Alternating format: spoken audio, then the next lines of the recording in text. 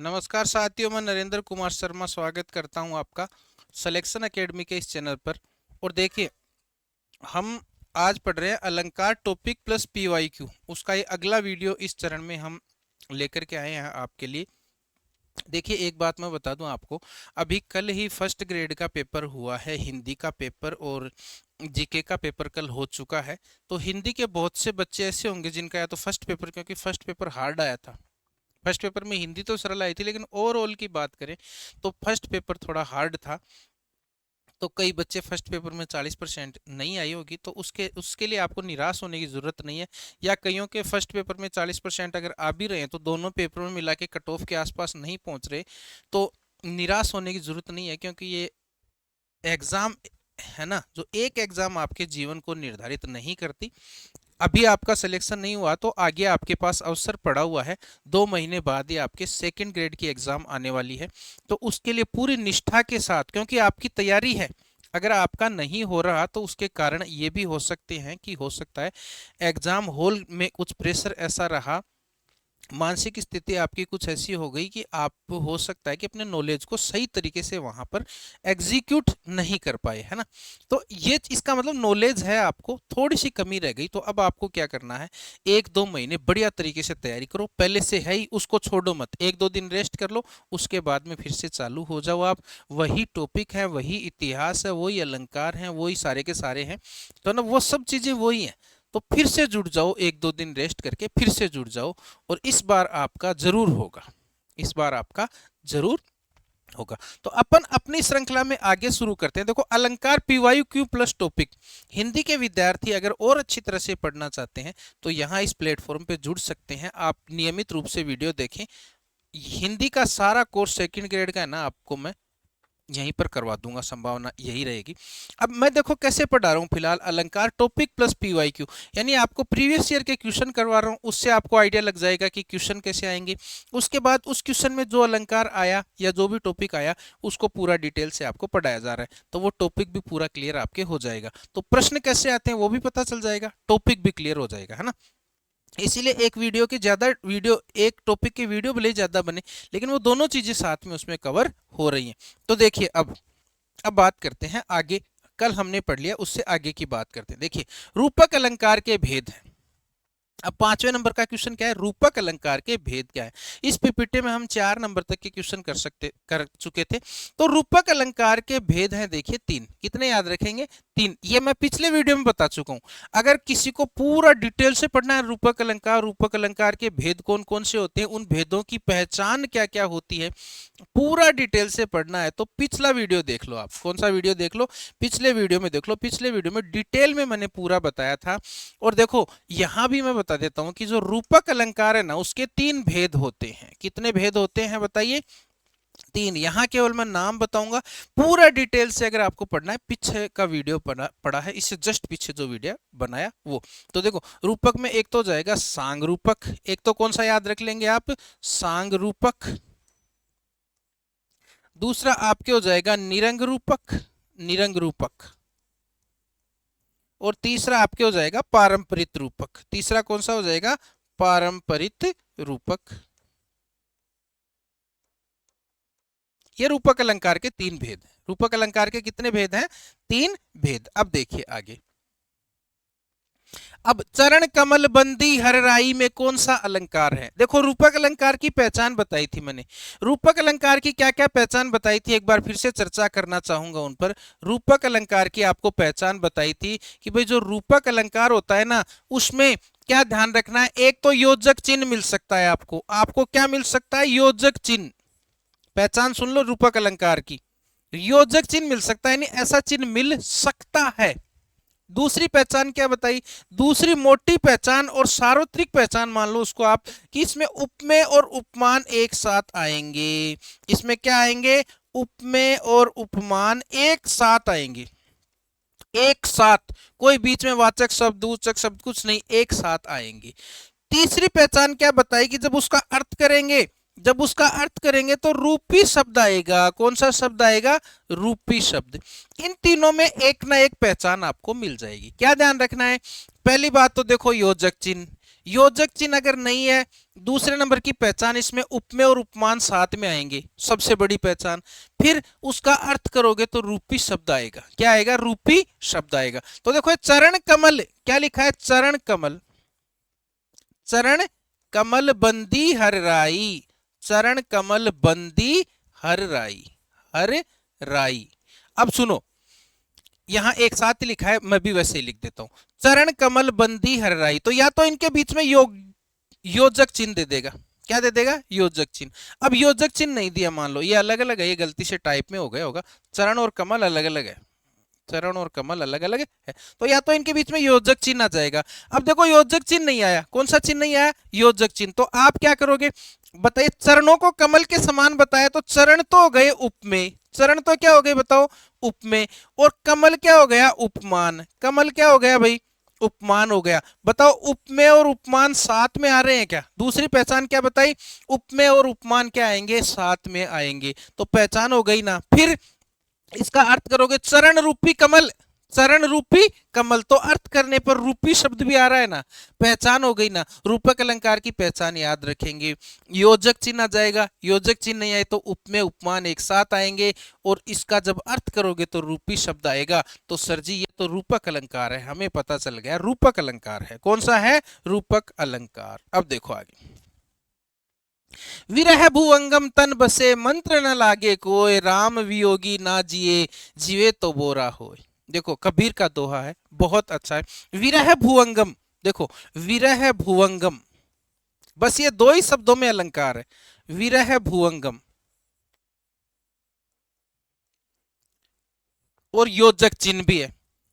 देखो विरह रूपी सर्प, विरह को सर्प के समान बताया। भुवंगम का अर्थ होता है सर्प, भुवंगम का अर्थ क्या होता है? सर्प, यानी विरह रूपी सर्प, विरह रूपी सर्प। तो विरह को सर्प के समान बताया है। अब इसका व्याख्या भी मैं करूंगा। तो विरह को सर्प के समान बताया, ये तो हो गया उपमेय, ये तो क्या हो गया? उपमेय। और ये हो गया उपमान, ये क्या हो गया? उपमान। तो पहली पहचान तो क्या हो गई? योजक चिन्ह। पहली पहचान तो क्या हो गई सर जी? योजक चिन्ह। दूसरा, उपमेय और उपमान साथ में भी है। और जब इसका अर्थ करते हैं तो विरह रूपी विरह रूपी सर्प, रूपी शब्द भी आ रहा है, रूपी शब्द भी आ रहा है। तीनों पहचान रूपक अलंकार की हैं सर, तीनों पहचान कौन से अलंकार की है? रूपक अलंकार की। अब इस सुंदर दोहे की व्याख्या जरूर भाई, है ना, मैंने भले आपको अलंकार पहचान में आ गया होगा, लेकिन इस दोहे की व्याख्या हम जरूर पढ़ेंगे। देखो, विरह भुवंगम तन बसे मंत्र न लागे कोई। विरह भुवंगम का मतलब है यहाँ पर विरह रूपी सांप, विरह रूपी सांप। यानी अगर किसी व्यक्ति से उसका प्रिय व्यक्ति बिछड़ जाता है तो उसका जो विरह है वो एक सर्प की भांति, विरह रूपी सर्प उसको ढस जाता है, और ऐसे व्यक्ति के किसी भी प्रकार के मंत्र का कोई असर नहीं होता।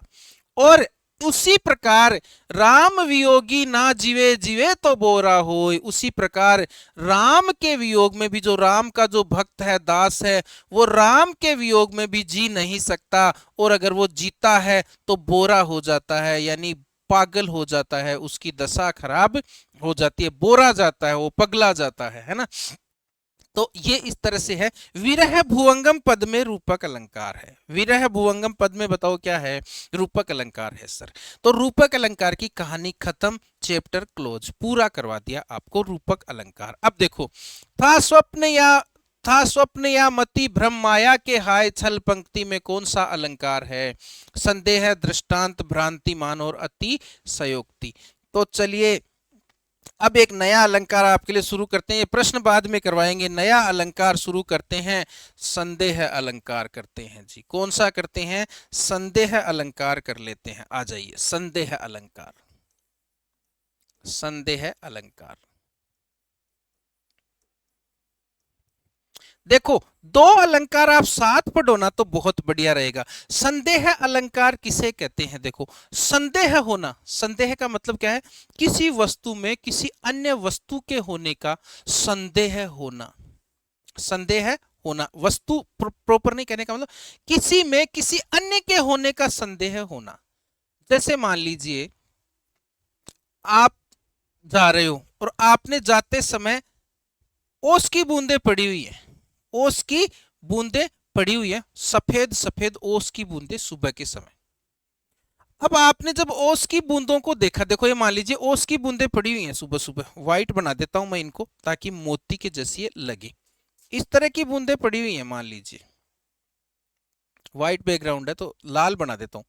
मान लो छोटी छोटी जो ओस की बूंदें हैं, अब ओस की बूंदों को आप जाते जाते देख रहे हो, लाल नहीं होती ओस की बूंदें, खाली यहाँ व्हाइट बैकग्राउंड है इसलिए व्हाइट बूंद बन नहीं रही, इसलिए आप ध्यान रखो कि व्हाइट कलर की होती है ओस की बूंदें। मान लो व्हाइट है सुबह सुबह के समय, तो ओस की बूंदों को जब आपने देखा है ना, पानी जो होता है ओस की बूंदों को, और वो छोटी छोटी ऐसे लगी आपको कि ये मोती, मोती के जैसी लगी। किसके जैसी लगी? मोती के जैसी। अब आप क्या सोच रहे हो, ये ओस की बूंदे हैं या मोती हैं?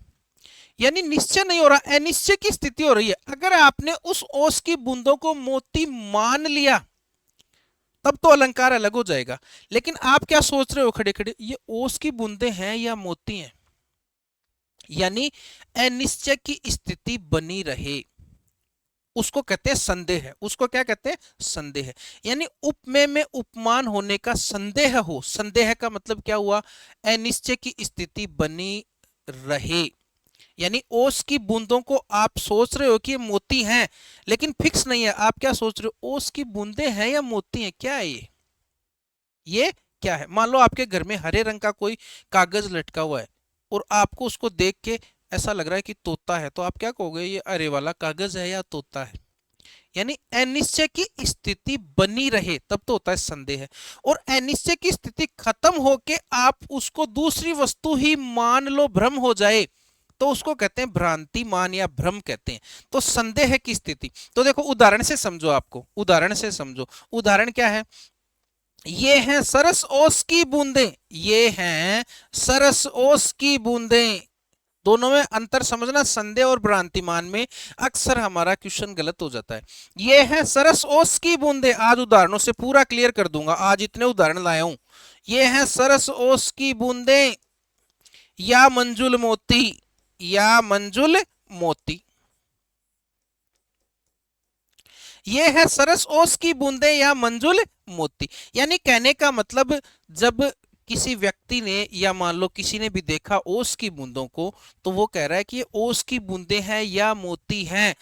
क्लियर नहीं हुआ, स्थिति अनिश्चितता की स्थिति बनी हुई है, अनिश्चितता की स्थिति बनी हुई है। जैसे एक उदाहरण और है इसका, देखो, सारी बीच नारी है, सारी बीच नारी है, सारी बीच नारी है, कि नारी बीच सारी है, नारी बीच सारी है, कि सारी की ही नारी है। अब इसके पहचान बता दूंगा आपको, सारी की ही नारी है, सारी की ही नारी है, कि नारी की ही सारी है, नारी की ही सारी है। क्या कह रहा है? द्रौपदी का जो चीर हरण होता है उसका ये प्रसंग है, सारी बीच नारी है। अब देखो, जब चीर हरण होता है तो श्री कृष्ण भगवान खूब सारा वस्त्र उसको देते हैं द्रौपदी को, तो दुशासन जब चीर खींचता है तो वो सारी है ना खूब लंबी चलती जाती है, बड़ी सारी सारी हो जाती है, तो भ्रम हो जाता है कि सारी बीच नारी है, सारी बीच नारी है। यानी बहुत सारी साड़ी को देखो, क्या कहा कि साड़ी के बीच में नारी है, या नारी के बीच में साड़ी है, या साड़ी की ही नारी है, नारी है, यानी साड़ी की ही नारी बनी हुई है क्या, या नारी की ही साड़ी बनी है। इस तरह से भ्रम हो जाता है, भ्रम नहीं सॉरी, संदेह हो जाता है। क्या हो जाता है? संदेह हो जाता है। यानी पक्का नहीं बता रहे कि नारी है या साड़ी है, नारी है कि या साड़ी है, यानी नारी है या साड़ी है, दोनों बातें चल रही हैं। तो अनिश्चितता की स्थिति बनी रहे तो उसे संदेह अलंकार कहते हैं। संदेह अलंकार की परिभाषा सुन लो, क्या हो जाएगी? परिभाषा ये हो जाएगी कि जब उपमेय में, जब उपमेय में, जब उपमेय में उपमान का, उपमेय में उपमान का संदेह हो जाए, संदेह हो जाए।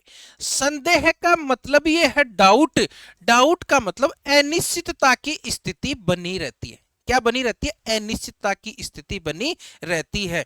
क्लियर नहीं होता, मामला क्लियर नहीं होता, संदेह हो जाए तथा अनिश्चितता की स्थिति बनी रहे, तथा अनिश्चितता की, अनिश्चितता की स्थिति बनी रहे, की स्थिति बनी रहे, तो उसे संदेह अलंकार कहते हैं, तो उसे संदेह अलंकार कहते हैं। अब देखो पहचान, क्या ध्यान रखोगे, पहचान याद रख लेना, तो संदेह अलंकार फिर गलत नहीं होगा। पहचान सुन लो, संदेह अलंकार की पहचान, यहां मैं पहचान लिख रहा हूं भाई, अलग से सुन लेना ध्यान से। पहचान क्या लिख रहा हूं, पहचान, पहचान ध्यान रखना, या एक तो क्या आएगा, या, है ना, ये है सरस ओस की बूंदे, या है मंजुल मोती, अथवा, अथवा भी आ सकता है, शायद भी आ सकता है, शायद क्या आ सकता है, शायद वो वहां चला गया, तो ऐसे पता नहीं चल रहा है कि गया कि नहीं गया, शायद। एक शब्द और याद रखना, कि क्या शब्द आएगा, कि इसको ऐसे भी कह सकते, देखो ये है सरस ओस की बूंदे, की है मंजुल मोती, की का मतलब या के समकक्षी होता है, तो या, अब देखो की आ रहा है ना यहाँ पर, सारी बीच नारी है, कि नारी बीच सारी है, कि सारी की ही नारी है, कि नारी की ही सारी है, तो ये है, ये ध्यान रखना, या अथवा शायद की, ये शब्द मिलेंगे आपको। बताओ समझ में आई क्या बात। तो पहचान, संदेह अलंकार क्या कहेंगे, जब उपमेय में उपमान का संदेह हो जाए और अनिश्चितता की स्थिति बनी रहे, क्लियर नहीं हो, तो संदेह अलंकार कहते हैं। पहचान होती है या अथवा शायद की, देखो यहां पर आ गया या, और यहां पर क्या आ गया बताओ, यहां पर तो आ गया या से पहचान हो गई, और यहां पर आ गया की, क्यों, क्योंकि इसको पता नहीं चल रहा कि ओस की बूंदे है या मोती है, और यहां पर पता नहीं चल रहा कि साड़ी है या नारी है, सारी है कि नारी है, तो की का मतलब भी यही हो गया एक तरह से, तो की शब्द भी आ सकता है। अब देखो पहचान से अपन पहचानेंगे, तो देखो क्या कह रहा है, सारी बीच नारी, इससे पहले एक और उदाहरण है, था स्वप्न या, था स्वप्न या मति भ्रम माया की हाय छल, बताओ पहचान हो गई, क्या पहचान हुई, था स्वप्न या मति भ्रम, यानी कि सपना था या मति भ्रम था, माया थी या छल था, तो पता नहीं चल रहा, निश्चित नहीं हो रहा क्या था, स्वप्न था या मति भ्रम था क्या, है ना, तो क्लियर नहीं हुई ना स्थिति। एक तो ये बात हो गई, दूसरी पहचान मिल गई, क्या, या की, लो जी संदेह, क्या हो जाएगा, संदेह, उपमेय में उपमान का संदेह हो जाए तो उसे संदेह अलंकार कहते हैं, या अथवा शायद की, ये शब्द याद रखेंगे। अब देखो आगे, अब देखो, अब सारी बीच नारी है, कि नारी बीच सारी है, कि सारी की ही नारी है, कि नारी की ही सारी है, यानी साड़ी है या नारी है पता नहीं चल रहा, है ना, साड़ी है या नारी है, भ्रम हो रहा, सॉरी भ्रम नहीं हो रहा, संदेह हो रहा है कि सारी है या नारी है, क्या है पता नहीं चल रहा, संदेह हो रहा है, संदेह अलंकार। पहचान क्या हुई जी, पहचान की हो गई, पहचान क्या हो गई, की आ गई सर जी, की आ गई यहां पर भी, और यहां पर भी की आ गई, तो पहचान हो गई संदेह अलंकार। भ्रम अलग चीज होती है, देखो ये भ्रम बार बार मुंह से निकल रहा है मेरे, लेकिन भ्रम अलग चीज होती है, भ्रम का अगला अलंकार आएगा। तो बताओ संदेह अलंकार क्लियर हो गया क्या, उपमेय में उपमान का संदेह हो जाएगा, पहचान हो जाएगी, शायद या अथवा की, ये हो जाएगी। अब देखो उसके बाद देखो, उपमेय में उपमान का संदेह, सीधा सीधा कहते हैं उपमेय में उपमान का संदेह, खुद ही परिभाषा बता दी, उपमेय में उपमान का क्या हो जाए, संदेह हो तथा अनिश्चितता की स्थिति बनी रहे, तो वहां कौन सा अलंकार होता है, सर संदेह होगा तो संदेह अलंकार ही होगा, कौन सा अलंकार हो जाएगा, संदेह अलंकार। आगे देखिए उसके बाद, हाँ अब देखो, अब संदेह अलंकार पूरा हो गया जी, संदेह अलंकार पूरा हो गया, लेकिन संदेह और भ्रांतिमान साथ साथ पढ़ेंगे, दोनों में फर्क क्या है वो सुनेंगे। देखो अब है भ्रांतिमान अलंकार, कौन सा आ जाएगा, भ्रांतिमान अलंकार।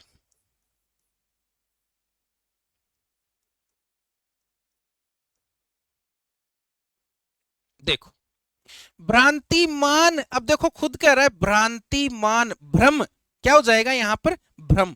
संदेह और भ्रम में क्या फर्क होता है, देखो संदेह में तो अनिश्चितता की स्थिति बनी रहती है, यानी मान लीजिए मैं हूं, मैं जा रहा हूं, मैंने ओस की बूंदों को देखा, और ओस की बूंदों को देख के मैं ये कह रहा हूं ओस की बूंदे हैं या मोती हैं, वो अनिश्चितता है ना, पता नहीं चल रहा ना, तो संदेह है। मैंने क्या किया, उन ओस की बूंदों को मोती मान लिया और मान के अपने थैले में डाल लिया, थैले में डाल लिया। इसका मतलब अब अनिश्चितता की स्थिति नहीं है, मैंने उन ओस की बूंदों को मोती मान लिया। तो जब मान लिया जाता है तो भ्रांतिमान अलंकार होता है, वो उसको भ्रम कहते हैं। और जब अनिश्चितता की स्थिति बनी रहती है तो उसको संदेह कहते हैं। तो समझ लो, ओस की बूंदों को आप सोच रहे हो ओस की बूंदे हैं या मोती हैं, ऐसे सोच रहे हो, इसका मतलब संदेह है, अनिश्चितता की स्थिति है।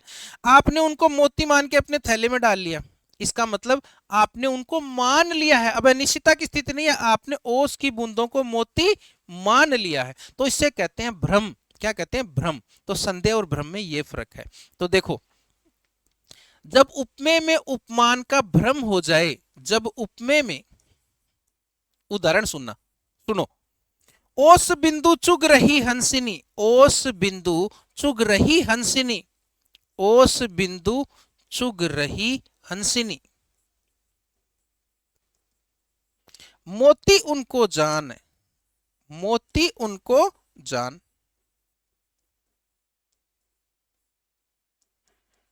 सुनना, देखो, एक हंसिनी है और हंसिनी क्या कर रही है, ओस की बिंदु, ओस की बूंदों के पास गई, ओस की बूंदों को के पास जाने पर उसको लगा कि ये मोती है, और मोती उसको समझ लिया, उसको ऐसे नहीं सोच रही हो कि ओस की बूंदे मोती, उसने उसको मोती मान लिया और मोती मान के चुगने लग गई। यानी फाइनली जब मान लिया जाता है तो भ्रांतिमान, और जब हम अनिश्चितता की स्थिति बनी रहे तो संदेह होता है। तो मोती उनको जान, मोती उनको जान, पहचान भी बताऊंगा इसकी। जब उपमेय में उपमान का भ्रम हो जाए, इस बार क्या बोलेंगे, उपमेय में उपमान का क्या हो जाए, भ्रम। भ्रम का मतलब आपने अब अनिश्चितता की स्थिति नहीं है, अब मान लिया, अब क्या कर लिया, मान लिया। तो क्या कहेंगे, जब उपमेय में उपमान का भ्रम हो जाए, उपमेय में उपमान का भ्रम हो जाए,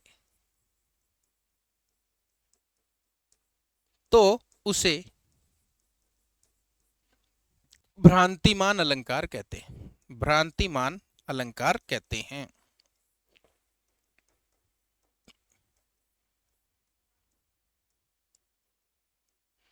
भ्रांतिमान अलंकार कहते हैं। पहचान सुन लेना ध्यान से, पहचान सुन लेना, ये आपके बहुत बड़े बड़े प्रश्न हल करवाएगी ये पहचान। भ्रांतिमान अलंकार की पहचान होती है, जानी, जानो नहीं, जानी और जान, जानी और जान। देखो, मोती उनको जान, मोती उनको जान, तो जानी, जान, मानी, मान, मानी और मान, चार शब्द याद रख लो, जानी, जान, मानी, मान। अब देखो, अब देखते हैं उदाहरण। पाई महावर देन को नाइन बैठी आए, फिर जानी महावरी, फिर जानी महावरी। बताओ शब्द मिल रहा है क्या, शब्द क्या मिला, जानी महावरी, फिर जानी महावरी, शब्द मिल गया सर।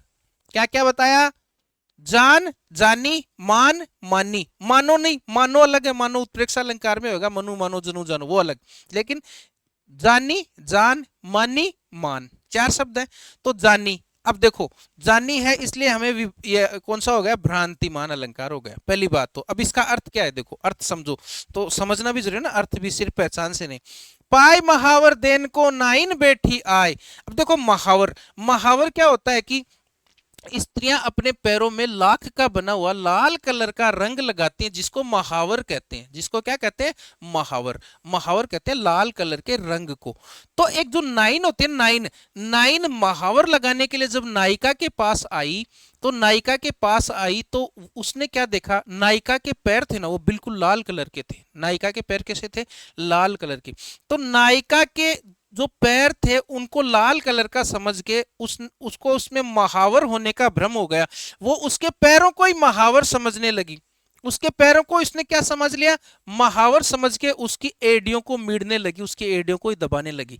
जैसे महावर को जब तैयार करते हैं तो दबाना पड़ता है ना उसको, तो उसने सोचा कि ये महावर है, नायिका के पैरों को क्या समझ लिया, महावर मान लिया। अब बताओ, वो यूं कहती कि ये तुम्हारी एडियां हैं कि महावर पड़ा हुआ है, तब तो संदेह होता। लेकिन उसने क्या किया, उसकी एडियों को क्या मान लिया, महावर मान लिया, क्योंकि एडियां भी लाल होती है और महावर भी लाल होता है, तो एडियों को महावर मान के और उसी को मीड़ने लगी, उसी को है ना दबाने लगी। तो उस तो नायिका की एडी में किसका भ्रम हो गया? महावर होने का भ्रम हो गया। भ्रम का मतलब उसको मान लेना, और संदेह का मतलब अनिश्चय की स्थिति होना। पहचान संदेह की होती है या अथवा शायद की, और इसमें होती है जानी जान मानी मान। चलो और देखते हैं।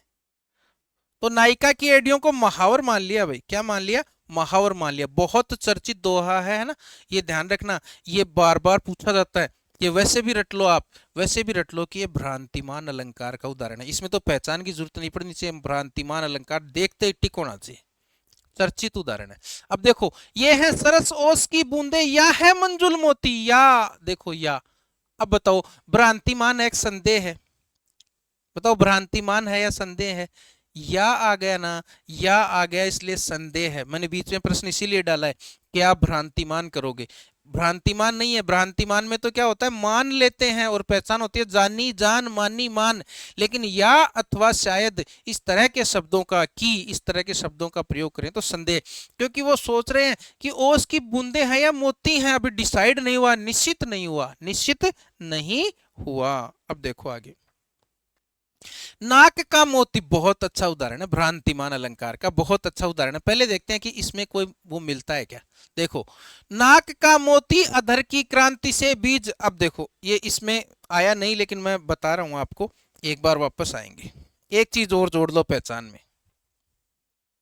एक चीज और जोड़ लो पहचान में, उसके बाद कोई भी क्वेश्चन में आप अटकोगे नहीं। हाँ, इसमें एक और जोड़ लो, समझ। समझ,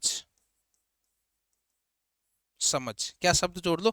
समझ या समझ कर, समझ कर, मान होता है ना, वैसे समझ कर, समझ कर, क्या शब्द जोड़ लोगे? समझ कर। ऐसे मत सोचना कि उदाहरण देख के जुड़वा दिया, ये होता है मैं, है ना। देखो, नाक का मोती अधर की क्रांति से, वैसे भी याद रखना है, बाकी आपको पहचान से पहचान हो जाएगी। नाक का मोती अधर की क्रांति से, बीज दाड़िम का समझकर भ्रांति से। नाक का मोती यानी नायिका के नाक के मोती जो था, वो अधर यानी होठों की चमक के कारण, नायिका थी उसने नाक में मोती पहन रखा था, और उसके होठों की चमक के कारण वो जो मोती है ना, उसको एक दूसरे तोते ने देखा, तो क्या हुआ? बीज दाड़िम का समझकर भ्रांति से। तो नायिका की जो नाक का मोती है ना, वो होठों की चमक के कारण इतना चमक रहा था, लाल हो गया था, कि दूसरे तोते ने उसको देखा, तो उसको दाड़िम का बीज लगाओ, क्या लगा? दाड़िम का बीज, उसने समझ लिया, उसको क्या कर लिया? समझ लिया, भ्रांति से। वैसे यहां शब्द भी आ रहा है भ्रांति से। और फिर क्या कहता है? देख सहसा हुआ सुख मौन है, और उसको देख के वो तोता मौन हो गया, एकदम स्तब्ध हो गया। सोचता है अन्य सुख यह कौन है, और ये सोच रहा है कि दूसरा कौन सा तोता है जो कि दाड़िम का बीज खा रहा है। दाढ़ी तो नायिका को तोता समझ लिया, और है ना उसके जो नाक का मोती है उसको दाढ़ी में समझ लिया। तो समझ लिया, मान लिया, अनिश्चितता की स्थिति नहीं है, और समझ कर तो भ्रांतिमान, क्या शब्द आ गया? कौन सा अलंकार हो जाएगा? भ्रांतिमान। अब देखिए आगे, तो संदेह और भ्रांतिमान अलंकार क्लियर हो गए क्या आपके?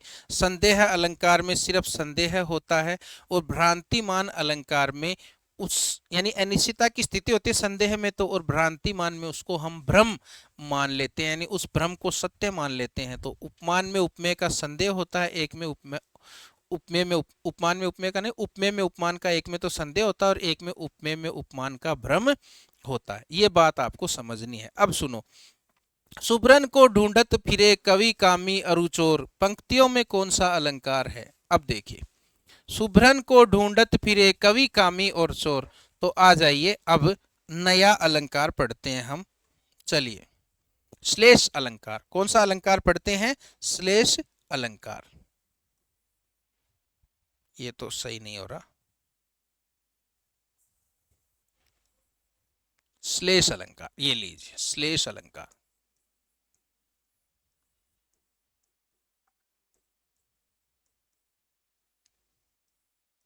श्लेष अलंकार कौन सा अलंकार है? श्लेष अलंकार। अब सुनना ध्यान से, श्लेष अलंकार में क्या होता है? देखो, श्लेष शब्द का ही मतलब समझ लो आप। श्लेष शब्द का अगर आपको मतलब पता है ना, तो श्लेष अलंकार का मतलब भी पता चल जाएगा। श्लेष अलंकार देखो क्या होता है? श्लेष,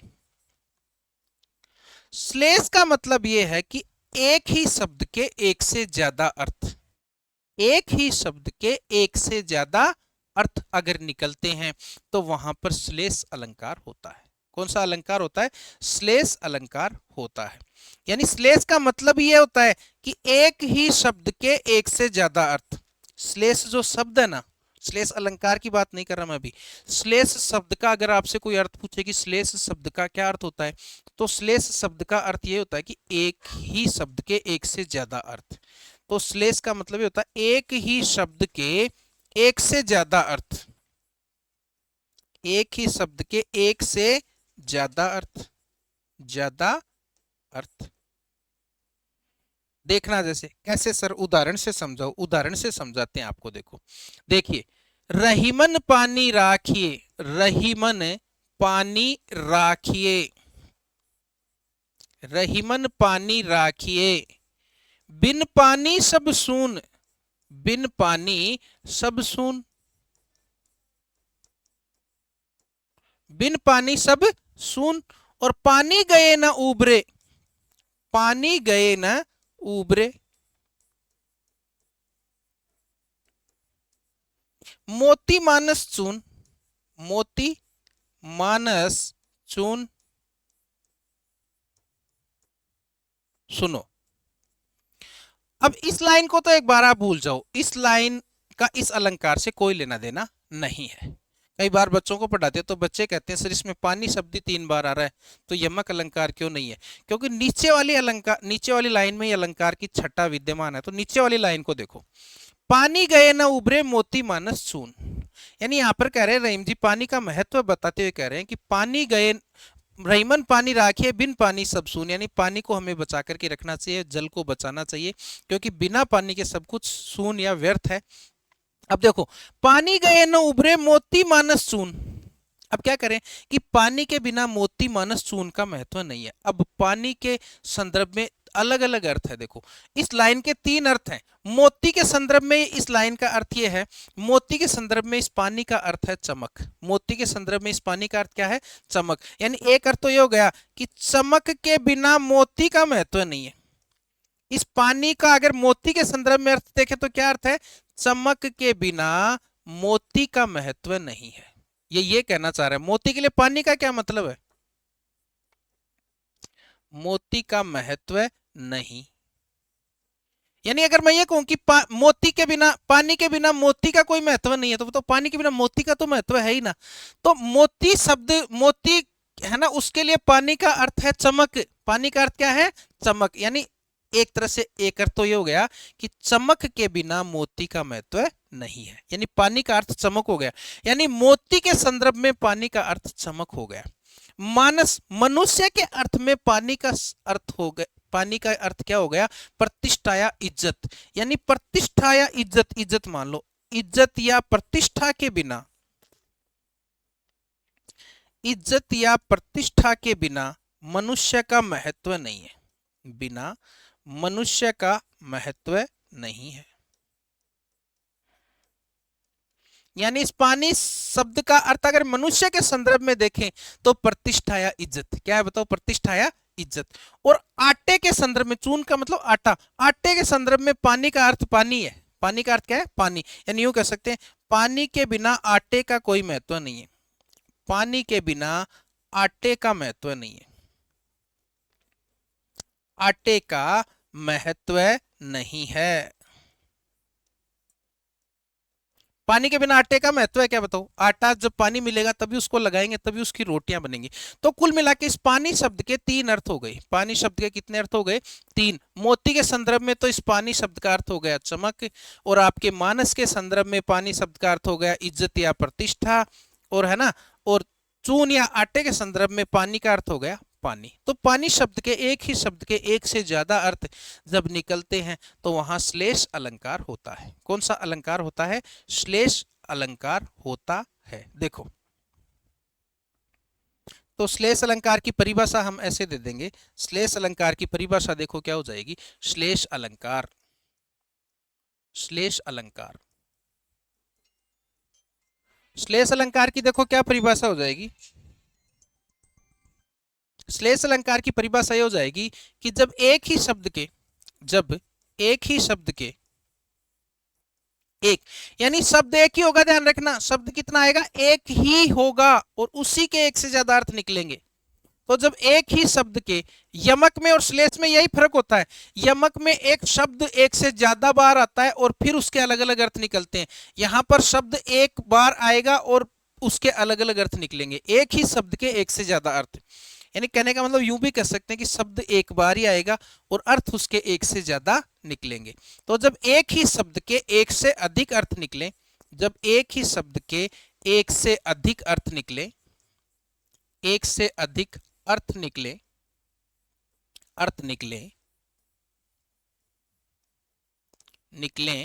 तो उसे, तो वहां श्लेष अलंकार होता है।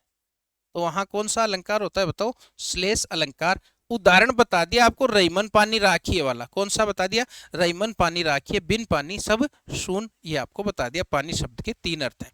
अब देखो यमक अलंकार के भेद, सॉरी श्लेष अलंकार के भेद, श्लेष अलंकार के भेद।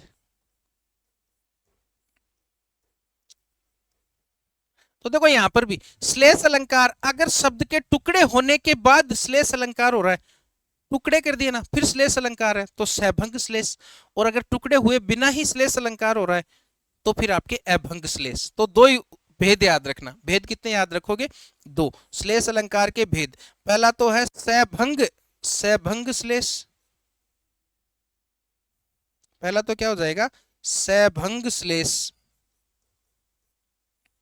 सैभंग श्लेष। और दूसरा क्या हो जाएगा, देखो अभंग श्लेष, दूसरा क्या हो जाएगा, अभंग श्लेष।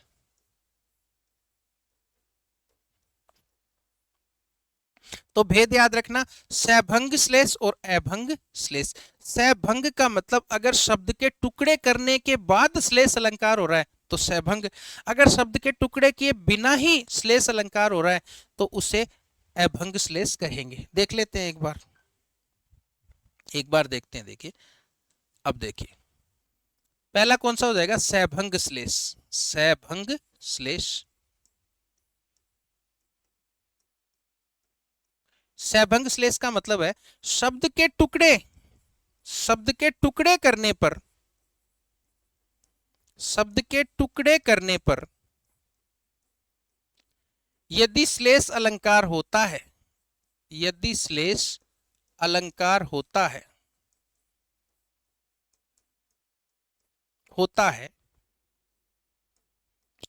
तो उसे सैभंग श्लेष कहते हैं। तो उसे क्या कहते हैं, सैभंग श्लेष, सैभंग श्लेष, सैभंग श्लेष। यानी शब्द के टुकड़े करने पड़े जब एक से ज्यादा अर्थ निकले। श्लेष अलंकार का मतलब, श्लेष अलंकार क्या होता है, जब शब्द के क्या निकलते हैं, एक से ज्यादा अर्थ निकलते हैं। अगर शब्द के टुकड़े करने के बाद एक से ज्यादा अर्थ निकल रहे हैं तो सैभंग श्लेष, अगर टुकड़े किए बिना ही एक से ज्यादा अर्थ निकल रहे हैं तो अभंग श्लेष। जैसे देखो सुनना, ये बहुत चर्चित उदाहरण है, याद रखना भाई। चिरजीवी जोरी जुरे, चिरजीवी जोरी जुरे, चिरजीवी जोरी जुरे, क्यों न स्नेह गंभीर, क्यों न स्नेह गंभीर, क्यों न स्नेह गंभीर, को घटी ए वृषभानुजा, को घटी ए वृषभानुजा, वृषभानुजा, वे हलधर के वीर, वे हलधर के वीर, वे हलधर के वीर। वैसे तो बहुत जगह यहां पर श्लेष अलंकार है ना, बहुत जगह, हलधर में भी है, हलधर में भी है, वृषभानुजा में भी है ना, इस तरह से। तो देखो क्या कह रहे हैं, चिरजीवी जोरी जुरे, क्यों न स्नेह गंभीर, यानी राधा और कृष्ण की जो जोड़ी है वो चिरजीवी, चिरंजीवी यानी लंबे समय तक चलने वाली जोड़ी है। उन दोनों में गंभीर स्नेह क्यों नहीं हो, उन दोनों में गंभीर प्रेम क्यों नहीं हो, क्योंकि को घटी, क्योंकि कोई भी एक दूसरे से कम नहीं है। एक तो वृषभानुजा यानी वृषभानु की पुत्री राधा, राधा क्या है, वृषभानु की पुत्री, राधा और कृष्ण की जोड़ी की बात है। और वे हलधर के वीर, और वे बलराम के भाई है, बलराम के क्या है, भाई। तो देखो यहां वृषभानुजा शब्द है ना, एक तो इसका अर्थ ये निकलेगा वृषभानु टुकड़े करने पड़ेंगे। वृषभानु प्लस जा, वृषभानु प्लस जा, यानी वृषभानु की पुत्री, वृषभानु की पुत्री राधा। इसका मतलब यह हुआ वृषभानु की पुत्री, वृषभानु की पुत्री राधा। एक अर्थ तो ये हो गया, वृषभानु की पुत्री कौन? राधा। यानी राधा भी कम नहीं है, वो वृषभानु की पुत्री है, और श्री कृष्ण भी कम नहीं है, वो हलधर यानी बलराम के भाई है, बलराम के भाई हैं। अब देखो एक क्या हो जाएगा, देखो एक इसको ऐसे कर सकते हैं, वृषभ, ये वह है भाई, वृषभ प्लस अनुजा, वृषभ प्लस अनुजा, वृषभ प्लस अनुजा यानी बैल की छोटी बहन, बैल की छोटी बहन। तो एक वृषभानुजा का अर्थ है गाय। तो देखो वृषभानुजा का एक अर्थ तो हो गया राधा, वृषभानुजा का एक अर्थ हो गया गाय, एक अर्थ क्या हो गया? गाय। तो बताओ टुकड़े करने पड़े ना भाई, वृषभानुजा के टुकड़े नहीं करते तो फिर दो अर्थ निकलते ही नहीं। तो वृषभानुजा के दोनों अर्थ याद रखना, वृषभानु प्लस जा यानी वृषभानु की पुत्री अर्थात राधा, की राधा भी कम नहीं है, वो वृषभानु की पुत्री है, और एक कृष्ण भी कम नहीं है क्योंकि वो हलधर यानी बलराम, बलराम के भाई हैं। किसके भाई हैं? बलराम के भाई हैं। और ये वृषभ प्लस अनुजा, वृषभ की अनुजा कौन है? गाय। तो गाय। हलधर के भी दो अर्थ हैं, लेकिन हलधर में देखो टुकड़े नहीं करने पड़ रहे, हलधर का मतलब हल को धारण करने वाला यानी बलराम और बैल, दोनों अर्थ होंगे इसके, हलधर का बलराम भी है बैल भी, लेकिन वहां टुकड़े नहीं करने पड़ रहे। तो यहाँ टुकड़े करने पर श्लेष अलंकार हो रहा है सैभंग श्लेष। क्या है? सैभंग श्लेष, है ना। अब देखो अभंग श्लेष, आगे क्या बात करेंगे? अभंग श्लेष। दूसरा कौन सा है? अभंग श्लेष। श्लेष अलंकार का दूसरा प्रकार है अभंग श्लेष। अभंग श्लेष, अभंग श्लेष में देखो क्या होता है, अभंग श्लेष में ध्यान रखना, बिना टुकड़े किए एक से ज्यादा अर्थ निकले या बिना टुकड़े किए श्लेष अलंकार हो तो क्या कह सकते हैं? यदि शब्द के टुकड़े किए बिना, यदि शब्द के टुकड़े किए बिना, यदि शब्द के टुकड़े किए बिना ही, टुकड़े किए बिना ही, टुकड़े किए बिना ही उसके, बिना ही उसके एक से ज्यादा अर्थ निकले, उसके एक से ज्यादा अर्थ निकले, एक से ज्यादा अर्थ निकले, तो वहां पर क्या हो जाता है? अभंग श्लेष। क्या? अभंग श्लेष। इसका उदाहरण मैं बता चुका हूं। कब बता दिया गुरुजी? ये देखो, ये अभंग श्लेष का उदाहरण है। यहां बताओ पानी के टुकड़े करने पड़े क्या? पानी के टुकड़े करने पड़े जब थोड़े तीन अर्थ निकले उसके।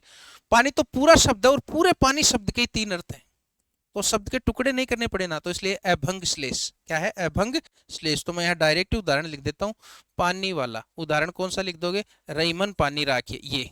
ये आपको बता दिया मैंने, समझा दिया। रहीमन पानी राखिए वाला उदाहरण है, वो अभंग श्लेष का उदाहरण है। तो ये श्लेष अलंकार आपके पूरा पढ़ा दिया। अब देखो, अब सुनो, अब क्वेश्चन क्या कह रहा है। हाँ ये देखो, अच्छा प्रश्न है भाई।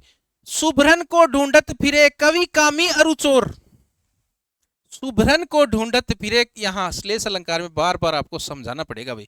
सुभ्रन, यहाँ सुभ्रन का अर्थ देखिए अलग अलग निकल रहा है। सुभ्रन शब्द के कवि के लिए सुभ्रन का अर्थ है सुवर्ण। बताओ कवि, कवि को क्या चाहिए? कवि को क्या चाहिए? सुभ्रण, आभूषण थोड़ी चाहिए। कवि को क्या चाहिए? अच्छे शब्द, ताकि वो कविता बना सके।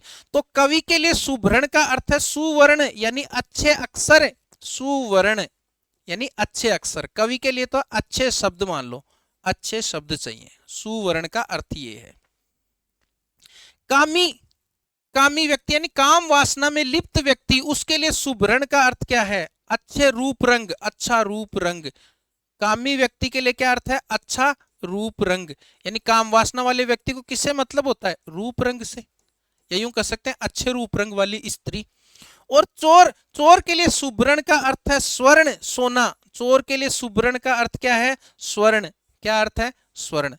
यानी सुभ्रण को ढूंढत फिरत कवि कामी और चोर। कवि का मतलब, कवि तो अच्छे शब्दों को ढूंढता है, कामी के लिए सुभ्रण का मतलब यह है कि कामी व्यक्ति अच्छे रूप रंग वाली स्त्री को ढूंढता है, और चोर जो है वो सोने को ढूंढता है। तो सुभ्रण शब्द शब्द एक ही बार आया, उसके एक से ज्यादा अर्थ निकले। तो जब शब्द एक ही बार आए और उसके एक से ज्यादा अर्थ निकले तो कौन सा अलंकार हो जाता है बताइए साथियों? श्लेष अलंकार हो जाता है सर। कौन सा अलंकार हो जाता है? श्लेष अलंकार। यहाँ प्रत्येक दोहे में आपको पता होना चाहिए कि श्लेष अलंकार क्यों है, क्योंकि श्लेष अलंकार की प्रॉपर पहचान नहीं होती। और कई बार ऐसे क्वेश्चन भी कर लिए जाते हैं कि यहाँ सुभ्रण शब्द के कवि के संदर्भ में सुभ्रण का क्या अर्थ है। अब देखो आगे, सुन लो, अब देखो आगे।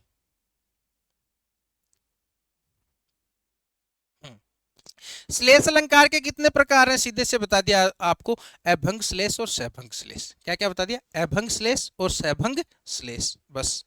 उसके बाद देखो अजो तरो, ये अधूरा लिख दिया भाई दोहा। ये क्या है? अजो तरोना, बीच में तरोना शब्द ध्यान रखना, तरोना, अजो तरोना, अजो तरोना। देखो इसकी व्याख्या बतानी पड़ेगी भाई, पूरा दोहा लिखता हूं मैं। अजो तरोना ही रहो, अजो तरोना ही रहो, तरोना ही रहो, ही रहो। श्रुति सेवक एक अंग, श्रुति सेवक एक अंग, श्रुति सेवक एक अंग, श्रुति सेवक एक अंग। नाक कान बेसरी लयो, नाक नाक बास, नाक बास बेसरी रयो, बेसरी लयो। बशो मुकुतन के संग, बशो मुकुतन के संग, मुकुतन के संग। देखो श्लेष अलंकार तो पढ़ा रहा हूं, लेकिन श्लेष अलंकार की क्या ध्यान रखना है कि सारे उदाहरण 3-4 है, वो अच्छे अच्छे उदाहरण हमें ध्यान रहने चाहिए, उनका अर्थ भी पता होना चाहिए। अजो तरोना, तरोना के दो अर्थ हैं। देखो तरोना के कितने अर्थ हैं? 2। तरोना का अर्थ एक तो ध्यान रखना है कान का आभूषण, कान का गहना, ऐसे मान लो कान का गहना।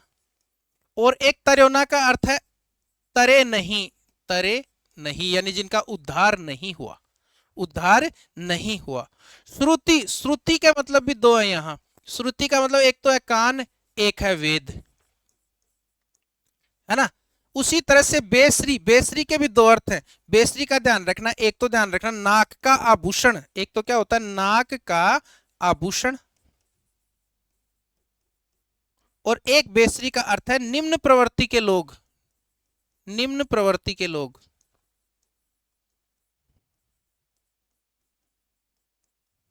और मुकुतन का भी 2 अर्थ है। मुकुतन का एक अर्थ तो है मोती, और मुकुतन का एक अर्थ देखिए क्या है? सत्संग या संतों का साथ, सत्संग या संतों का साथ। देखिए क्या कह रहा है? अजो तरोना ही रहो, श्रुति सेवक एक अंग। पहले आभूषण के संदर्भ में देख लेते हैं। यानी अजो तरोना यानी कान का जो आभूषण तरोना है ना, वो श्रुति, श्रुति यानी कानों की सेवा करने के कारण कानों तक ही सीमित रह गया, कानों तक ही सीमित रह गया। लेकिन नाक बास बेसरी रहो, लेकिन बेसरी आभूषण नाक का होने के कारण, नाक की सेवा करने के कारण बशो मुकुतन के संग उसको मोतियों का साथ मिल गया, मोतियों का साथ मिल गया। दूसरा क्या है? अजो तरोना यानी अभी तक भी वे लोग तरे नहीं हैं, उनका उद्धार नहीं हुआ है, जो केवल वेद पढ़ते रहते हैं। वेद पाठ का अध्ययन करने वाले लोगों का उद्धार नहीं होता। जबकि जबकि नाक बास भेसरी रहो, जबकि निम्न प्रवृत्ति वाले लोग भी, निम्न प्रवृत्ति वाले लोग भी अगर सत्संग करते हैं तो उन्हें नाक बास यानी स्वर्ग का वास प्राप्त होता है। निम्न यानी सत्संग की महिमा बताइए कि निम्न प्रवृत्ति के लोग भी सत्संग करें तो उनका स्वर्ग में वास हो जाता है। लेकिन जो लोग सिर्फ वेद पाठ करते रहते हैं, है ना, उनको उनका उद्धार नहीं होता। यानी सिर्फ वेद पाठ करने से उद्धार नहीं होता, है ना। सत्संग भी हमें करना चाहिए, अच्छे लोगों का साथ भी हमें रखना चाहिए। तो देखो बहुत जगह श्लेष अलंकार की छटा विराजमान है भाई, तो श्लेष अलंकार हो गया जी सर। अब देखिए आगे, अब देखिए आगे। चिरजीवी जोरी जुरे पहले ही बता चुका हूं। वृषभानुजा श्लेष और सहभंग श्लेष, कौन सा? सहभंग श्लेष। वृषभानु प्लस जा यानी वृषभानु की पुत्री राधा, और वृषभ प्लस अनुजा यानी बैल की छोटी बहन यानी गाय, छोटी बहन यानी गाय। अब देखो आगे, तो श्लेष अलंकार है वृषभानुजा, और श्लेष में भी हलदर में भी श्लेष है, लेकिन वृषभानुजा में सहभंग श्लेष है। जिस काव्य पंक्ति में किसी एक ही शब्द के एक से अधिक अर्थ हो, सर बता दिया आपने, श्लेष अलंकार है। कौन सा अलंकार होता है जी? श्लेष अलंकार हो जाता है सर। कौन सा अलंकार हो जाता है बताइए? श्लेष अलंकार वहां पर विद्यमान हो जाता है। अब देखते हैं आगे। अब देखो आगे,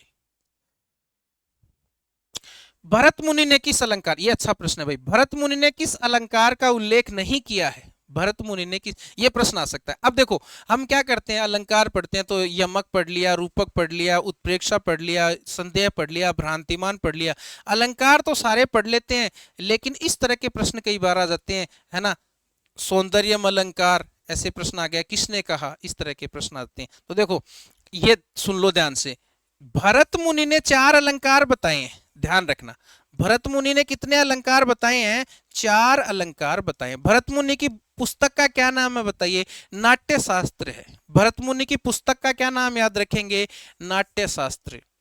नाट्य शास्त्र, ये तो हो गई पुस्तक।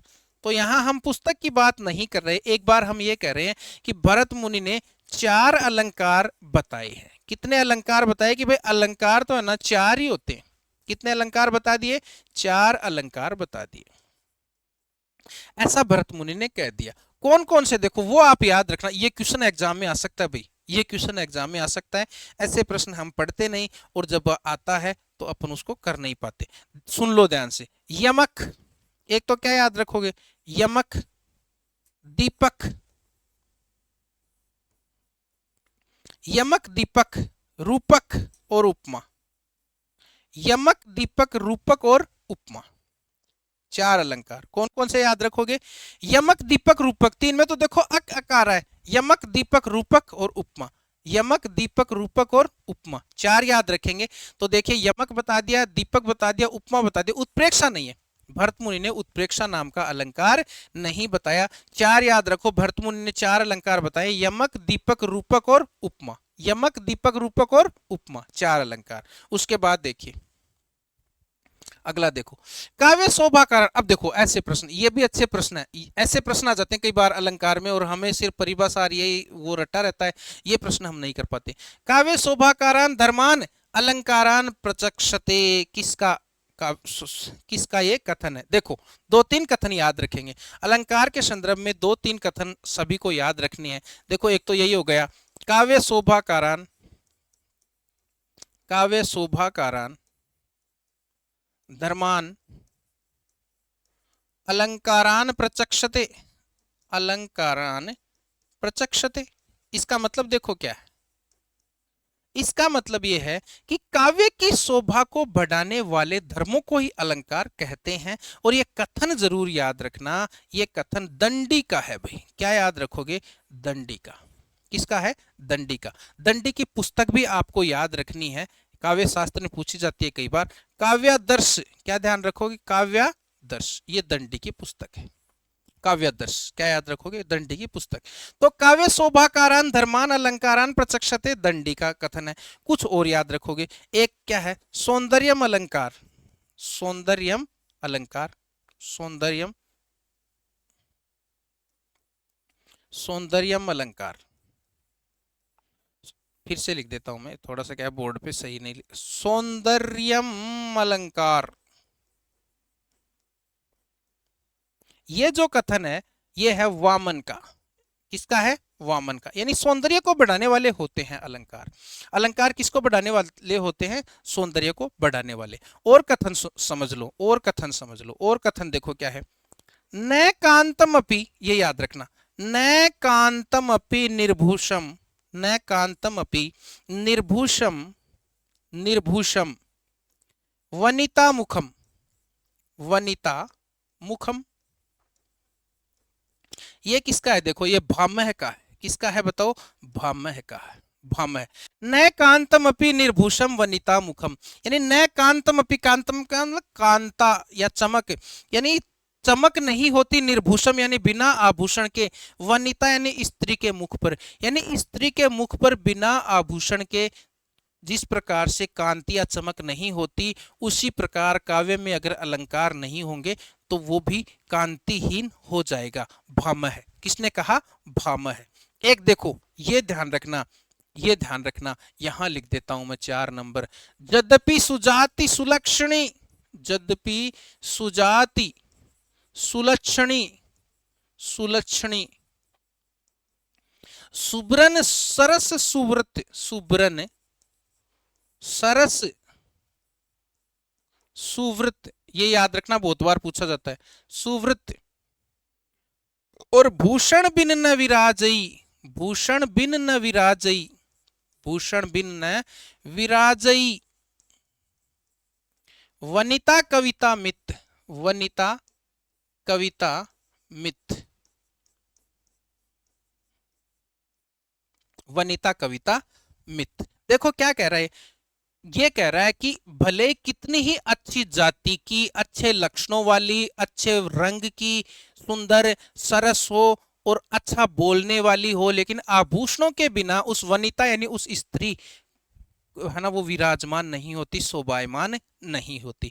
फिर कविता के संदर्भ में कह रहा है, कविता के संदर्भ में क्या अर्थ हो रहा है कि भाई भले ही अच्छे छंद हो, उसके अंदर उच्च कोटि की हो, अच्छे लक्षणों वाली हो, उसके अंदर अच्छे अच्छे वर्ण हो, अच्छे अच्छे वर्ण हो, रस से युक्त हो वो, है ना, छंदों से पूर्ण हो, सुव्रत का मतलब छंदों से पूर्ण हो, लेकिन भूषण, यहां भूषण का मतलब हो जाएगा अलंकार, अलंकार के बिना वो कविता अच्छी नहीं लगती है मित्र, मित का मतलब मित्र, अलंकार के बिना वो कविता अच्छी नहीं लगती।